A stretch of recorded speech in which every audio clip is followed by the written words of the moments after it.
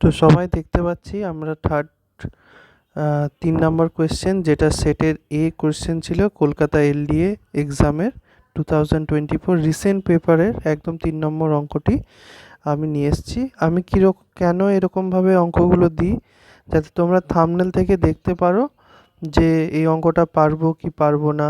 এই জন্য আমি সেপারেট করে পোস্ট করছি। আর একবার লাস্টে যখন 25টা কোয়েশ্চেন হয়ে যাবে, সেটা আমি কমপ্লিট সলিউশন করে একটা থাম্বনেল দিয়ে একসাথে কম্বাইন করে তোমাদেরকে ওইটা দিয়ে দেবো। অনেকের ওইটা দেখতে পছন্দ হয়, আবার অনেকের টাইম সেভ করবার জন্য যে এইটা আমি পারবো এটা আমি পারবো না, এরকম করে প্লেলিস্ট থেকে তোমরা দেখে নিতে পারো। ওই জন্যই আমি কিন্তু থাম্বনেলে যে কোন অঙ্কটা করাবো কোন অঙ্কটা করাবো না, এটা কিন্তু আমি দিয়ে দিয়েছি। ঠিক আছে, চলো এই অঙ্কটা করে নিই। এটা দুটো মেথডে আমি বলবো। একটা হচ্ছে প্রাইস কনজামশন এক্সপেন্ডিচার মেথডে, রেশিও মেথডে, আর একটা হচ্ছে নর্মাল যেরকম আমরা পার্সেন্টেজ করি। তো প্রথমে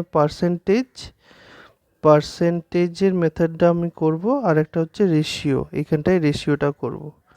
ঠিক, তো পার্সেন্টেজে আমরা কি বলছে যে if the price of the meal falls down by 20%, ধরো 100 আছে, 100 দাম আছে, সেটা 20% কমে গেছে। 20% কমে যাওয়া মানে হচ্ছে ₹20, রুপিস। তাহলে এটা যদি রুপিসটা 100 হয়, এখানে প্রাইসটা বলেছে ওই জন্য আমি রুপিস নিলাম।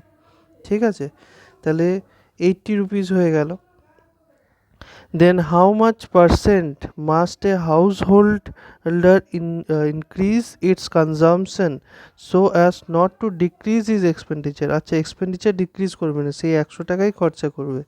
তাহলে পুনরায় আমাকে কি করতে হবে, তাহলে আমার এখন একটা ইউনিট যদি আমি 100 টাকায় পাচ্ছিলাম, তাহলে সেটা এখন একটা ইউনিট আমি 80 টাকায় পাচ্ছি। তাহলে আমাকে যদি ওই 100 টাকাই যদি আমাকে খরচা করে, তাহলে একটু বেশি ইউনিট পাবো।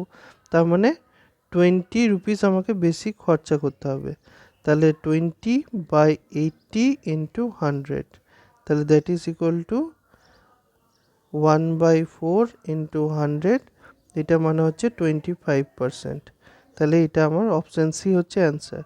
এবার রেশিও মেথড কি বলছে, যে প্রাইস ইজ টু কনজামশন, এটা হচ্ছে প্রাইস, এটাকে বলছে হয় প্রাইস, এটাকে বলে কনজামশন,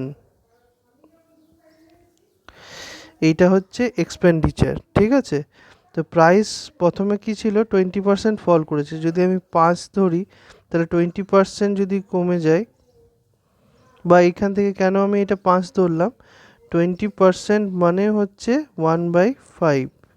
ঠিক আছে, তার জন্য এইটা 5:-1 করলাম, তাহলে -20% মানে হচ্ছে -1।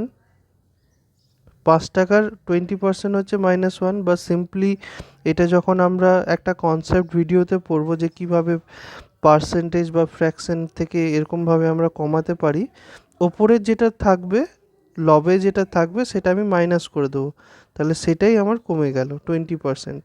তাহলে 20% আমার কমে গেল, তাহলে 4 হলো। এবার ও বলেছে যে না, আমার এক্সপেন্ডিচারটা সেম রাখতে হবে, মানে এই জায়গাটা আমাকে সেম রাখতে হবে। তাহলে এইটা যদি সেম রাখতে হয়, তাহলে এইটা জাস্ট ক্রস হয়ে যাবে। তাহলে কনজামশনটা হবে, আগে ছিল 4 ইউনিট, মানে আগে 4 কিলো হয়তো এখানে দুধ নিত, এখন নেবে 5 কিলো। কারণ ও বলেছে যে আমাকে এক্সপেন্ডিচারটা আমাকে ডিক্রিজ করব না। তাহলে 20:20, তাহলে দুটো সেম রইলো। তাহলে আগে আমি 4 কিলো নিচ্ছিলাম, এখন নিচ্ছি 5 কিলো, তাহলে আমার বৃদ্ধি হলো কত না +1। তাহলে 1/4 ইন্টু 100, আবার সেই 25%। তো তুমি এই মেথডটা প্রেফার করতে পারো বা এই মেথডটা প্রেফার করতে পারো, দুটোই কিন্তু উত্তরটা কিন্তু সেম আসবে।